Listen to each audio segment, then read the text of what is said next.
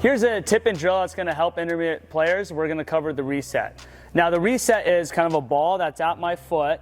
The other team has an elevated ball. If you see paddle up in the air, my paddle's going to go down. So these are balls kind of at my foot in this area. Now it's very common, what I see a lot of people is from this area, they get a ball and they start swinging from here, and this is a really low probability of play. So instead of swinging from this area, we're going to look the reset. So a reset is just something when I'm going to get my paddle down and out in front of my body, see where my shoes are. I'm going to get my paddle out in front. I typically will go into a two-hand here. You don't have to do two-hand. It just kind of gives you more control. You can go with your one hand as well. So I'm going to kind of go down here. I'm going to catch this ball out in front of my foot, but I'm thinking about lifting here, and I'm not swinging and going too crazy. So if there's like a ball I pop up, my paddle's going to come down. I'm reading that. And in this area here, I'm looking to push and put this ball into the kitchen.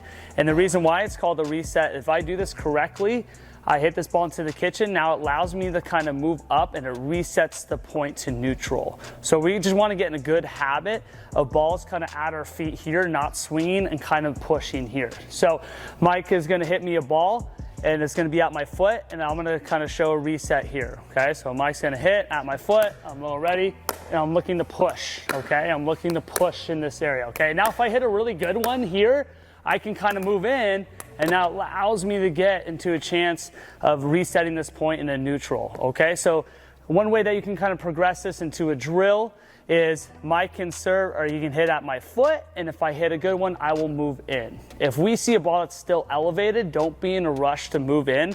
I will still stay where I am. Okay, so if I keep popping up this ball, I'm not going to run in and get destroyed. I'm going to stay where I am. So Mike's going to hit a ball. We're going to play this out. I'm here, okay, I'm gonna move in, we're established, okay, now we're kind of in a dink and exchange here, okay, see how I just reset that point. We're gonna look for a little ball, it's a little elevated, it's a great dink there by Mike, okay, looking for something a little elevated, okay, and I'm gonna snap that ball out, okay. So instead of swinging from my feet, if Mike feeds the ball at my foot, instead of going here, really out of control, really hard to kind of get yourself into a point.